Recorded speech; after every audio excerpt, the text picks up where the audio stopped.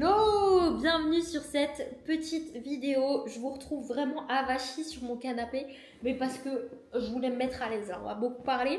Je vous avais mis une petite story avec la petite étiquette. Posez-moi une question, c'était compliqué. Et je me suis dit que j'allais y répondre directement aux questions qui sont revenues le plus souvent directement par vidéo. Donc forcément, ces questions, on me les a posées de 10 milliards de formes différentes. Je vais la prendre une fois et je vais y répondre. Je ne vais pas répondre à toutes les questions, même s'il y a juste un petit truc qui change, etc. Donc je vais commencer à répondre dans l'ordre. Voilà, je me suis dit que ça peut être cool. J'ai pas encore choisi les questions, je les découvre avec vous. Je les ai pas encore lues, j'ai juste cliqué dessus. Je me suis dit qu'on allait répondre ensemble, ça peut être cool aussi de voir. Des fois, il y a peut-être des questions ou peut-être des petits messages que j'ai reçus marrants.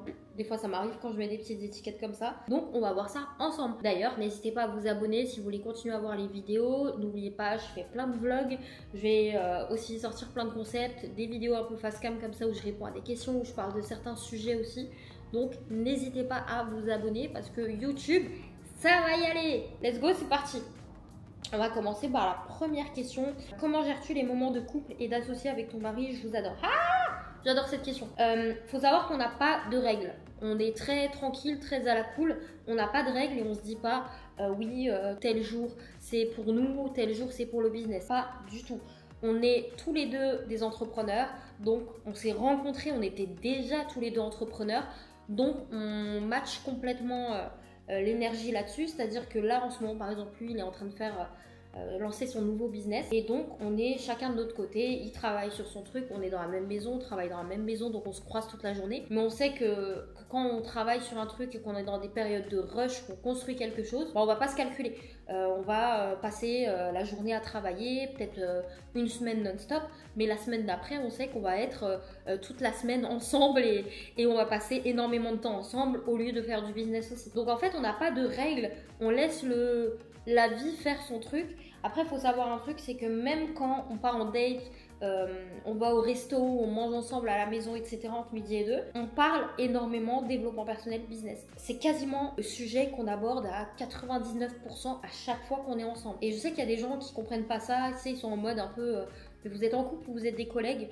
Mais en fait, on est tellement passionné par ça, si tu parles de choses que tu aimes avec les gens, qu'on est tellement passionné par ça, par le développement personnel, par l'évolution, par le business, etc., que c'est vrai que lui va découvrir un truc, moi, de mon côté aussi, on va se les partager, etc. Et ça va être un sujet qu'on va aborder tout le temps, même quand on est en date. Voilà.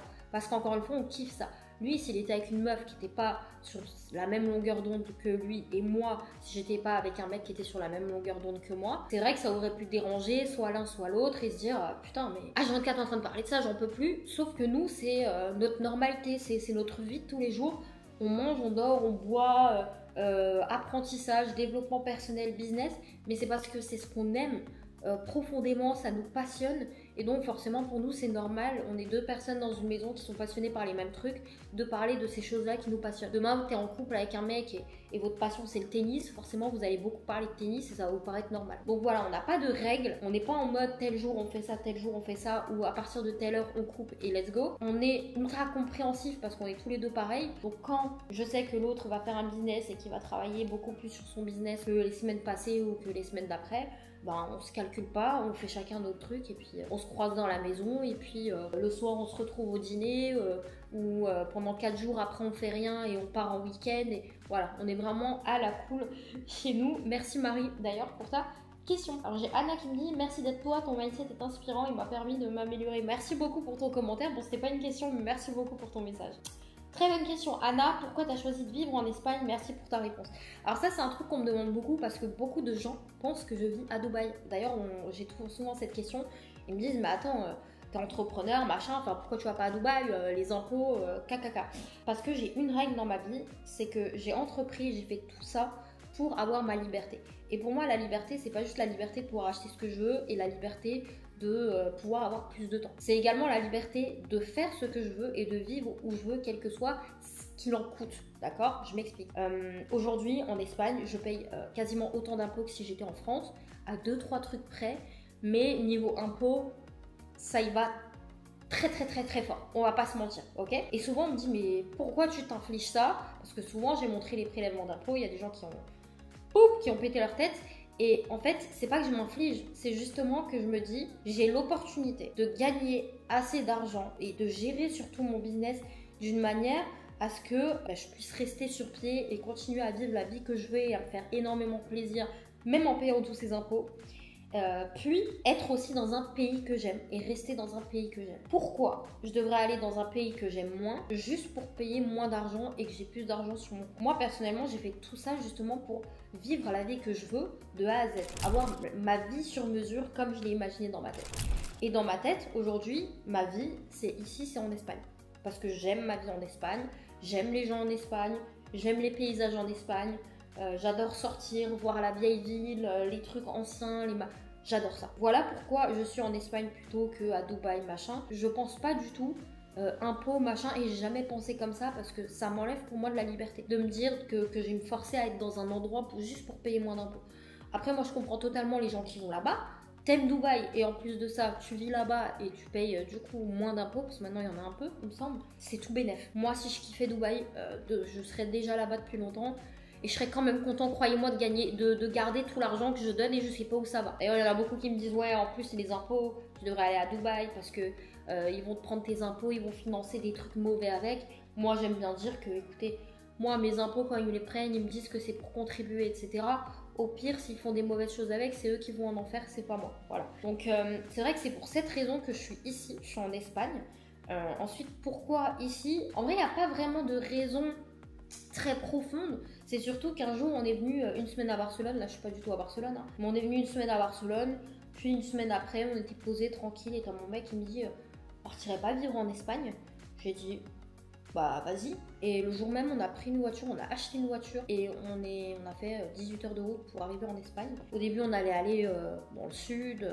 Après, on a changé d'avis parce qu'on était trop fatigués. On s'est arrêté dans un endroit. Dans cet endroit, on a vécu presque un an, plus d'un an et demi. On est resté comme ça, dans un an et demi là-bas parce qu'on voulait plus bouger avec la voiture. Puis après, on est venu ici. Je sais pas, j'ai jamais voulu repartir parce que les gens sont ultra souriants. J'adore la mentalité d'ici qui est vraiment à la cool. Bon, des fois, c'est un peu trop. T'as un rendez-vous lundi 8h, ils viennent vendredi 18h et ils disent ah, t'inquiète, au moins je suis là. Ils sont à l'extrême, tu vois, parfois. Mais c'est vrai que j'aime bien parce que je suis dans le même mood, no stress, à la cool. Tu sais, c'est beaucoup le mood qu'il y a ici. Et les gens sont ultra souriants, ultra accueillants. Il y a des cons partout, on va pas se mentir. On a 330 jours de soleil par an.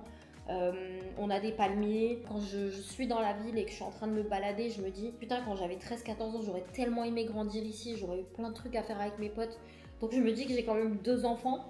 Donc je suis contente qu'ils puissent grandir en fait dans un endroit où, parce que la ville où je suis, il y a quand même beaucoup de nationalités différentes. C'est une grande ville, il y a aussi beaucoup d'activités à faire. Voilà, je me dis, ils vont pouvoir se mélanger à plein de personnes, apprendre plein de choses, découvrir des cultures différentes. Ils vont pouvoir sortir avec leurs potes, faire toutes sortes de choses, faire du surf, faire du patinage, en même temps faire du... Voilà quoi, il y a 10 milliards de trucs à faire. Moi j'ai grandi dans une ville où il y avait clairement rien. Donc je me dis que j'aurais aimé grandir là, donc je pense que ça peut être cool de grandir ici pour eux. Après, je vais pas vous mentir, ça fait un moment que mon mec a vraiment envie de partir à Dubaï pour la sécurité. Je suis quand même dans la ville la plus sécu d'Espagne, mais on va pas se mentir, on voit des choses quand même des fois où c'est en train de partir partout dans l'Europe. Et du coup, il a vraiment envie de partir là-bas pour avoir un max de sécu. Tu sais, des fois, il nous arrive des trucs cons, mais où tu te dis, je sais pas pourquoi on peut pas juste vivre tranquille et sans se faire emmerder, mais voilà. C'est comme ça, et je vois pas aussi pourquoi je devrais sortir et toujours avoir cette crainte que il va se passer un truc. Donc voilà, en ce moment on voit des trucs, même ici en Espagne, alors qu'on est quand même dans la ville la plus sécu, des trucs d'arnaque à l'enfant, des gens qui se font agresser alors qu'il y a encore quelques années, je sais pas, c'était quand même assez calme. Je vois pas pourquoi en fait je devrais pas être dans un endroit où je sais que je vis ma vie tranquille et il m'arrive rien quoi. Mais bon, ça c'est une autre histoire, mais je pense qu'on va aller, donc on vous filmera, on va faire un petit vlog parce que en même temps je vous donnerai mes premières impressions parce que j'ai pas du tout envie d'y aller. Mon mec a envie d'y aller et il m'a dit qu'on va faire un petit voyage d'une semaine pour pouvoir voir que peut-être je changerai d'avis. On va vous vlogger ça de toute façon et puis on verra, mais c'est vrai que pour l'instant l'Espagne c'est ma ville de cœur. Rien ne dit que je serai ici dans encore 5 ans, encore 10 ans. Moi je dis toujours je suis une citoyenne du monde. Mon kiff c'est de visiter des pays, de bouger, donc rien ne dit que demain je sois pas ailleurs. Ensuite, merci pour cette question Anna. Comment gardes-tu la motivation? Merci pour tout. Alors, je dis toujours un truc très simple. c'est pas la motivation qu'il faut garder, c'est plus la discipline. Parce que c'est la discipline qui mène à la motivation. Je m'explique. En fait, dans la vie de tous les jours, les gens attendent toujours d'être motivés pour passer à l'action et faire quelque chose. Or, la motivation, ça vient, ça part. Et surtout, la motivation, c'est la conséquence d'une action. Action que tu vas entreprendre si tu as une certaine discipline. C'est ça qu'il faut comprendre. Donc en fait, quand par exemple, t'as pas du tout, c'est ça que ça veut dire, quand t'as pas du tout envie d'aller à la salle de sport et que tu as assez de discipline parce que tu t'es mis un coup de pied au cul pour aller à la salle de sport, c'est quand tu vas commencer ta séance que la motivation va venir. Et je pense que vous avez déjà fait cette expérience de t'as pas du tout envie d'aller faire ta séance de sport, t'as pas envie d'aller, t'es pas motivé, tu te bouges un peu les fesses quand même et tu te dis let's go, j'y vais, je vais pas rater ma séance. Et au moment où tu commences à te mettre sur ton tapis ou t'es sur tes machines, tu te dis putain, j'ai bien fait de venir quand même, parce que la motivation monte avec l'action. Et donc, j'ai jamais compté déjà sur la motivation parce que je suis motivée un jour sur deux. Ça, c'est la réalité. Il y a plein de moments où je suis pas motivée, où ça vient, ça part, ça vient, ça part. Donc, j'ai complètement oublié cette notion de motivation dans ma vie et je compte que sur la discipline. Mais ce qui est cool, c'est que si tu arrives à avoir assez de discipline, tu passes à l'action. Et vu que la motivation vient en passant à l'action, c'est vrai que tu es beaucoup plus motivé que juste si tu comptais sur que la motivation tombe du ciel. Donc je compte sur la discipline parce qu'aussi j'ai une petite technique pour que la discipline soit plus simple. La discipline, ça a l'air quelque chose de tellement compliqué, on a besoin de discipline pour tout. Apprendre une nouvelle langue, passer le permis, passer un diplôme, nettoyer sa maison, lancer un business, on a besoin de discipline pour terminer n'importe quoi. Et j'ai trouvé un petit hack en vrai pour avoir de la discipline quand même plus facilement. Ça veut pas dire que c'est non plus le truc le plus simple, tu claques des doigts et c'est bon, une fois que tu as appliqué ça, tu arrives tout dans ta vie. Mais c'est quand même beaucoup plus simple et c'est ce qui m'a aidé, donc je vais te le dire tout de suite. Je fais en sorte d'avoir un pourquoi assez solide. Et deuxièmement, je fais quelque chose que j'aime. Quand tu fais quelque chose que t'aimes, c'est beaucoup plus simple de te lever le matin et de te dire let's go, je me mets au taf, que quand tu fais quelque chose que tu détestes. C'est juste de la logique. Ensuite, un pourquoi assez puissant et qui te prend au trip. Pourquoi? Tout simplement parce que il y en a, ils ont des pourquoi, ouais, moi je veux lancer du business pour gagner de l'argent, pour acheter une voiture et pour acheter des sacs de luxe. Ouais, mais crois-moi, quand tu vas échouer, ton sac de luxe, il va pas te sauver. Par contre, ce que j'aime bien dire, c'est, vulgairement d'ailleurs, c'est demain si ton pourquoi c'est tes enfants, leur montrer l'exemple, leur offrir une meilleure vie, etc. Bah, je vois personne se lever un matin et se dire, tu sais quoi, je vais pas me mettre au taf et puis mes enfants, j'en ai rien à faire de leur vie. J'ai jamais vu quelqu'un dire ça. Donc c'est vrai que faire ce que tu aimes et avoir un pourquoi assez qui prend au trip, ça aide énormément à avoir de la discipline. Mais déjà, arrête de compter sur ta motivation. Et merci d'ailleurs pour ta question, Ayam Dorinda. Je sais pas si ton prénom c'est Dorinda, mais c'est un très beau prénom si c'est le cas. Ensuite, Manel, je vais répondre à cette question. Est-ce que je peux acheter votre formation avec un paiement sur 5 fois? Alors, on a des paiements en 3, 2 et 1 fois sur la formation. 1, 2 et 3 fois, j'aurais dû le dire à l'envers. Et pourquoi pas plus? Tout simplement parce que je pars du principe. Il y en a qui vont pas être d'accord avec ça, mais moi je suis d'accord avec moi-même, c'est le plus important. Je pars du principe que si tu n'arrives pas à mettre de l'argent de côté, tu n'es pas encore fait pour l'entrepreneuriat. Je pense que tout le monde peut entreprendre, mais à l'instant T, là maintenant, tout le monde n'est pas déjà fait pour l'entrepreneuriat. Je m'explique. Aujourd'hui, si tu évolues et tu fais le travail sur toi, tu peux entreprendre et tu peux réussir dans l'entrepreneuriat. Par contre, toi, tel que tu es aujourd'hui, si tu n'as pas encore de résultats, c'est que tu n'es pas encore fait pour ça. Donc tout le monde peut devenir entrepreneur, mais là, maintenant, tout de suite, tout le monde n'est pas encore fait pour le devenir. Et le premier signe pour moi, c'est ça. Si tu n'arrives pas à mettre de l'argent de côté pour commencer à apprendre une nouvelle compétence, c'est que tu n'es pas encore fait pour l'entrepreneuriat. C'est aussi simple que ça. Entreprendre, c'est le mec, il entre, il prend. Entreprendre, entreprend. Parle en langage des oiseaux. Demain, tu vas avoir tellement d'échecs, tu vas avoir tellement de difficultés, voilà, tu vas pas y arriver du premier coup, ça va être compliqué. Et si déjà avec toutes les choses que tu as à faire, tu n'arrives même pas à mettre de l'argent de côté, il y en a qui vont pas comprendre ça, je le sais, ça énerve beaucoup de gens quand je dis ça. Mais t'es pas fait pour ça. Là maintenant, t'es pas fait pour ça. Apprends déjà à avoir plus d'intelligence financière, à réussir à mettre un peu plus d'argent de côté. Si tu n'y arrives pas parce que tu n'as pas des bons revenus, etc., apprends à prendre des affaires, à t'en débarrasser, à les vendre, économiser d'une manière ou d'une autre, à commencer à gagner de l'argent d'une manière ou d'une autre pour derrière investir dans ta connaissance.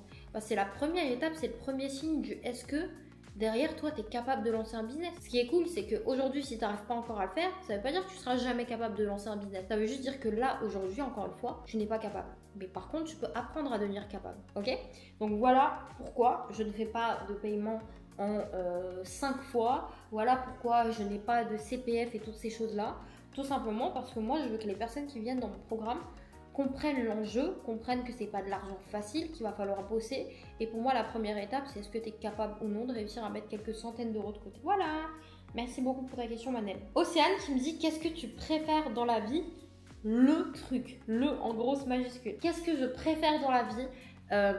Passer du temps avec mes enfants. C'est assez marrant parce qu'il y a encore quelques années, je ne voulais absolument pas avoir d'enfants. Et d'ailleurs, j'ai toujours dit que je vais finir seule avec des chats parce que je ne veux ni avoir de mec et si j'ai pas de mec, bah pas d'enfant et je veux pas d'enfant. C'est assez bizarre de dire ça aujourd'hui, mais ouais, le truc que j'aime le plus, c'est sortir avec mes enfants, me balader avec eux, passer du temps avec eux. C'est pas avec le temps, tu t'habitues, c'est plus le temps passe, plus j'aime être avec eux, mais un truc de dingue. Ou vraiment le truc que je préfère dans la vie, c'est tous ces moments avec mes enfants.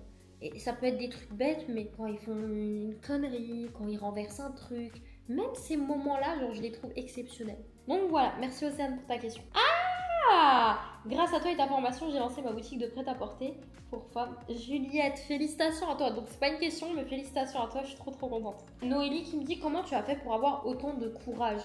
Très simple, en réalité très simple. J'en avais trop marre d'en avoir marre. Voilà, j'en avais complètement marre de ma vie, il n'y a rien qui allait dans ma vie, je broyais du noir matin, midi, soir. En plus de ça, je cumulais des jobs avec lesquels je gagnais jamais plus de 600, 700, 800 balles. Je ne vois pas comment je pouvais vivre avec ça. Donc en fait, au bout d'un moment, j'en avais tellement marre de tout, j'avais tellement tout en fait sur les épaules que ça a été une échappatoire. J'avais pas le choix de m'échapper de ça.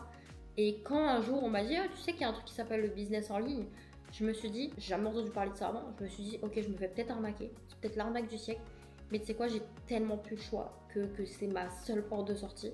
Et donc, je me suis tenue à ça.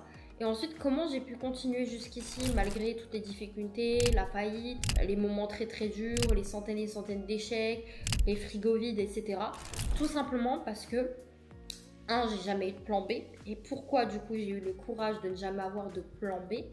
Pour la simple et bonne raison. Je me disais à chaque fois, soit tu réussis dans 5 ans, dans 10 ans, dans même 20 ans, soit tu ne réussis jamais à accomplir tes objectifs. Alors, est-ce que tu préfères ne jamais accomplir tes objectifs parce que tu n'as jamais persévéré et tu n'as jamais essayé assez longtemps, ou est-ce que tu préfères réussir dans 5 ans, 10 ans, 15 ans, même 20 ans? Et ça, les gens n'arrivent pas à se le dire. Les gens veulent tout de suite. Donc, ils se disent, bah écoute, moi, dans 5 semaines, si j'ai pas réussi, bah j'abandonne. Et d'ailleurs, c'est ce que la plupart des gens font.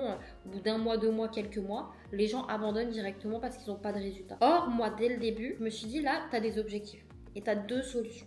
Soit tu arrives à accomplir ces objectifs, tu t'en sors et ça peut te prendre 5 ans, 10 ans, 20 ans, mais au moins tu auras essayé et au moins tu auras atteint ces objectifs, même si c'est dans 30 ans. Parce que si je n'essaye pas, dans tous les cas, bah, je vais jamais réussir. Soit bah, là, tu es en train de dire, ok, cette vie me plaît et je reste là-dedans. Et la vie que j'avais ne me plaisait pas du tout. Et c'est vrai que même parfois quand on déteste notre vie, on arrive à rester dedans parce que c'est notre zone de confort, parce qu'on connaît toutes ces choses-là qu'on déteste et qu'on vit avec. Et donc c'est le confort. Et vraiment la zone de confort c'est le pire truc au monde. Donc j'ai un conseil pour ça. Tous les jours faites un truc qui est complètement contraire à ce que vous avez l'habitude de faire. Même si c'est un truc débile, même si c'est juste une action débile, parler à quelqu'un dans la rue, etc. Faites tous les jours un truc qui vous apprend à sortir de votre zone de confort pour vous programmer à ça. J'ai pas eu du courage. Je me suis juste bougé assez le cul. Je me suis juste dit fuck la zone de confort. Et même si je réussis dans 30 ans, au moins j'aurais réussi dans 30 ans. Vraiment, j'ai rien fait de plus. Je pense que je suis pas plus courageuse qu'une autre personne. Et jusqu'à un moment, j'ai eu un switch et j'ai pris la décision et j'ai dit, bah là, on recule plus en fait. Et après, tout au long de mon parcours, en fait, je me suis répété une phrase assez bête et ça fait 8 ans que je me la répète tous les jours. C'est peut-être demain. Pour ceux qui ne comprennent pas, visualisez là dans votre tête l'image, tu sais, avec le mec qui creuse et qui a le diamant ici. Et tu le vois, il creuse.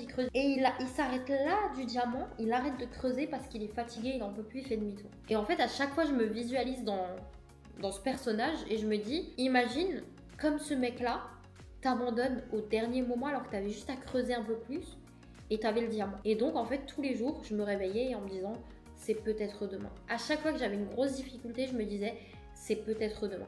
Et en fait, en disant cette phrase à voix haute, je me disais, mais je me sentirais tellement con d'arrêter aujourd'hui, alors que oui, en vrai, c'est peut-être demain. Et en fait, à force de me dire, c'est peut-être demain, c'est peut-être demain, c'est peut-être demain, un jour, je me suis réveillée et bon, c'était là. C'est ouf, mais c'est vraiment comme ça que j'ai avancé, quoi. Merci pour ta... J'espère que j'ai répondu à ta question, Noélie. Merci pour ta question. Qui me demande mon plat préféré, j'adore, parce que c'est du n'importe quoi cette vidéo. Mon plat préféré, ça va paraître très bizarre, riz poulet avec ketchup. Parce que quand j'étais petite, ma mère me cuisinait un riz avec du poulet. Donc elle mettait des morceaux de poulet comme ça qu'elle avait bouilli auparavant. Et elle faisait cuire ça avec du riz. Et vu que moi, quand j'étais petite, j'ajoutais du ketchup absolument dans tout et n'importe quoi. Genre, je mangeais littéralement du pain trempé dans du ketchup, j'adorais ça. Je mettais du ketchup dessus et en fait, je sais pas si vous avez déjà mangé ça, mais le riz de ma mère avec le poulet et le ketchup, c'est genre le meilleur plat du monde. Encore aujourd'hui, je mange du riz poulet avec du ketchup tellement j'adore ça. Ça peut paraître bête, c'est débile. En plus qu'avec du sel, rien d'autre, il fallait rien d'autre. Mais j'adore ça, c'est resté, j'adore ça. C'est vraiment mon plat préféré, il n'y a rien qui me dépasse. Ludie, comment définirais-tu ton style vestimentaire? J'adore tes outfits of the day. Je n'ai pas de style vestimentaire. Moi, je me considère sans style vestimentaire. Moi, c'est par période. Vraiment, c'est par période. Il y a des périodes où pendant 3 mois, je vais m'habiller comme ça. Donc d'une manière assez classe, mes petits talons, mes petites robes, mes petits chapeaux. Les 2 mois qui suivent, je vais m'habiller en mode décontracte, jean, petit jogging, petite basket. Puis le mois d'après, je vais être incapable de remettre des baskets. Donc vraiment, je valse comme ça entre les styles. Je mets ce que j'aime en fait, sur le moment, voilà, je me casse pas la tête. Je me dis pas ça c'est à la mode ou ça c'est le style, je sais même pas les noms des styles pour te dire. C'est pas quelque chose qui m'intéresse, je porte vraiment ce que j'ai envie de porter. Ensuite, vu que je change beaucoup, bah, ce que je fais c'est que je garde tout. C'est-à-dire que je pense que vous avez déjà vu, mais dans mes outfits of the day, des fois quand je donne les détails, je vous dis ça, je sais plus où je l'ai, mais je l'ai depuis 10 ans. Mais j'ai beaucoup d'articles comme ça que j'ai dans ma garde-robe depuis 10 ans. Parce que je les aime trop et je sais que là je les mets pas, mais dans 4 ans je vais recommencer à les mettre, tu vois, ou dans 5 mois, voilà, c'est jamais sûr avec moi. Donc c'est vrai que par exemple en ce moment je suis dans ma période talon, je garde quand même toutes mes baskets, donc j'ai des baskets que j'ai achetées l'année dernière, il y a 2 ans, bah, qui sont toujours dans ma garde-robe parce que je sais que dans quelques mois je vais être dans ma période basket, donc je vais remettre ces baskets, je vais mettre mes talons là-bas. Puis après quand ça sera ma période talon de nouveau, bah, je vais rééchanger. Donc je ne jette pas à chaque fois mes vêtements pour en racheter des nouveaux parce que je change de style. Mais en fait ce que je fais c'est que je garde et puis je change avec ce que j'ai à chaque fois. Donc voilà, bon, style vestimentaire, je pense pas que j'ai de style vestimentaire, vous allez me voir très souvent changer d'ailleurs. Et c'est ce qui me fait kiffer. Donc merci Ludie pour ta question. Valentine, penses-tu qu'en e-commerce tous les thèmes de boutique peuvent rapporter gros? J'en suis persuadée. Moi, il faut savoir que ma première boutique, qui m'a permis de sortir d'ailleurs de la merde et qui m'a apporté beaucoup de chiffre d'affaires, d'ailleurs beaucoup de bénéfices derrière, c'est un truc où beaucoup de gens galéraient à le faire. C'est dans le domaine de la couture, etc. Et il y avait beaucoup de couturières qui étaient là en mode mais j'essaie de gagner ma vie avec ça, j'y arrive pas, etc. Et moi, je suis littéralement venue, j'ai fait exactement la même chose qu'eux, tout en me démarquant et dans la même niche, quoi. Et j'ai réussi à faire beaucoup d'argent par rapport à ces personnes qui n'y arrivaient pas. Mais tout simplement parce que je me suis démarquée. Et en fait, il faut comprendre un truc, c'est que dans le business, n'importe quel business, que ce soit l'e-commerce ou autre chose, l'important, c'est pas ton produit. Les gens s'en fichent de ton produit. Parce que ton produit, ils peuvent l'acheter n'importe où. Ton produit, même s'ils l'achètent pas dans un magasin, ils peuvent aller trouver ailleurs, etc. Un produit unique, ça n'existe pas, sauf si tu vas et tu vas te faire un produit de A à Z en laboratoire, etc.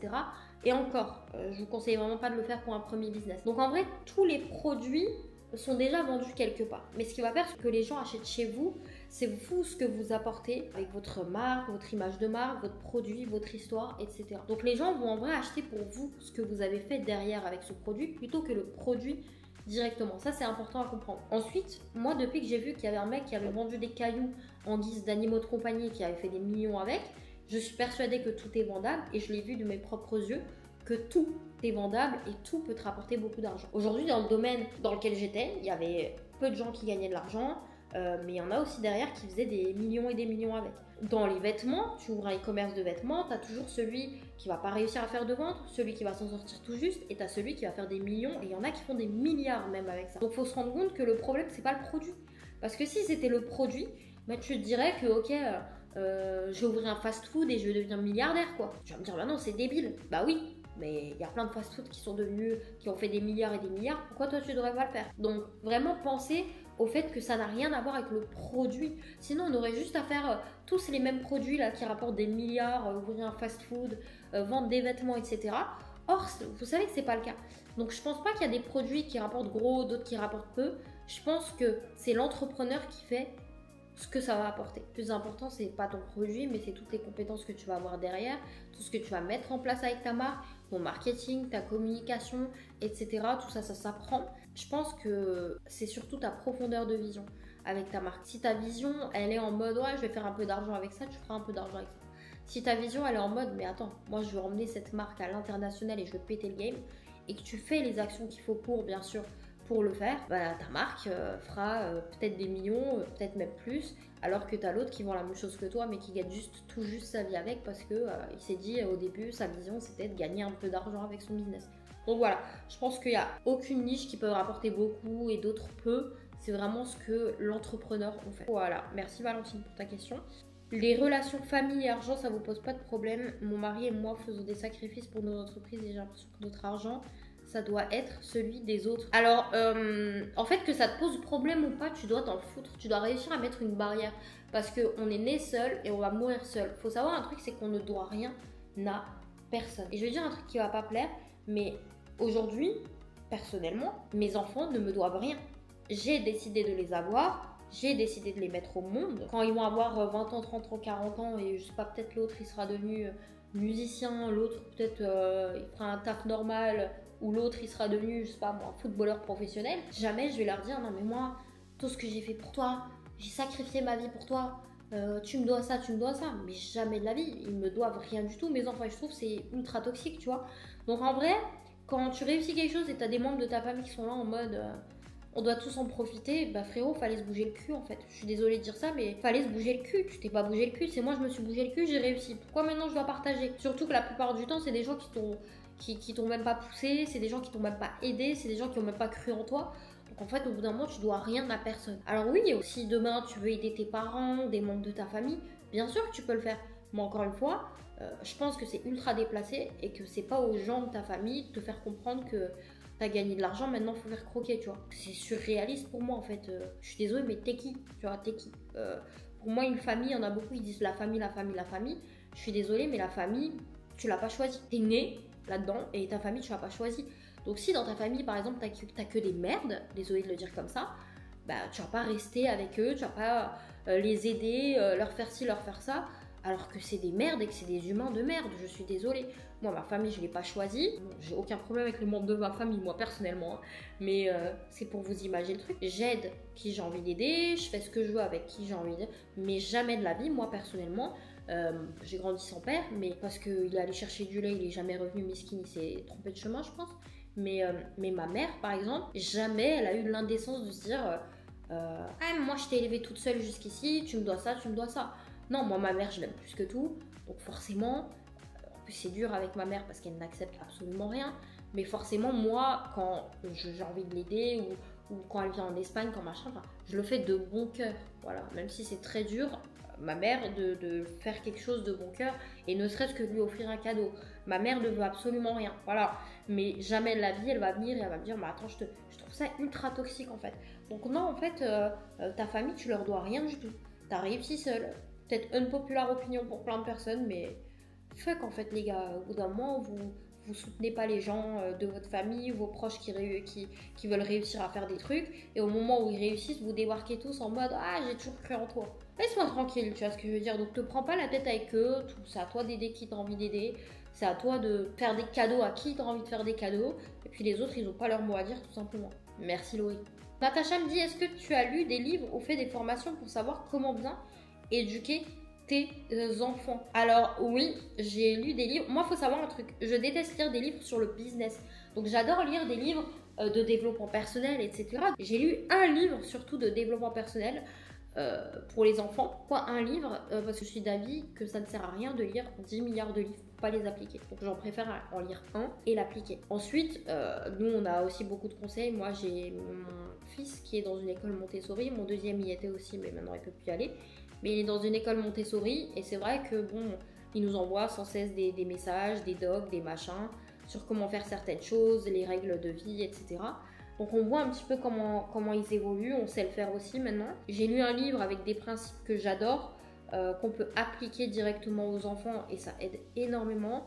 Pour les gens qui vont me demander, c'est les 4 accords, les principes Toltec. Je sais plus du tout le nom du livre. Je vous le mettrai au montage parce que je sais plus du tout le nom du livre, mais en gros c'est les principes Toltec appliqués aux enfants que j'ai lu, qui est super génial, qui explique un petit peu les accords, les principes Toltec, mais du coup pour les expliquer aux enfants, tu as une partie aussi histoire pour leur lire, pour qu'ils comprennent un petit peu comment l'appliquer, etc.